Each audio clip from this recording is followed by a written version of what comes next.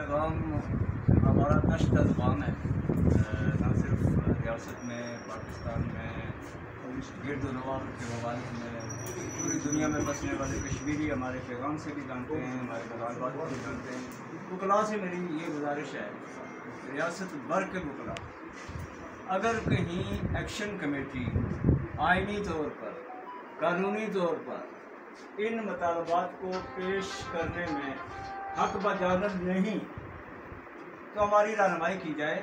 हम कोई काम खिलाफ आइन, खिलाफ कानून करना ना पसंद करते हैं, ना उसका मुतालबा करते हैं। लेकिन अगर मैंने आज भी जावेद साहब से कहा था कि हम आते हैं जरा खुल के बात करें, हो सकता है हमें कोई मगालता हो, खुल के सवाल करें जिस बात पे आपको इतराज़ आते हैं। अगर तो हम ठीक हैं तो सबसे पहले इन कानूनदानों का ये राइट बनता है, अखलाकी भी, आइनी भी, कि वो इस तहरीक को सपोर्ट करें कि ये अवामी तहरीक है।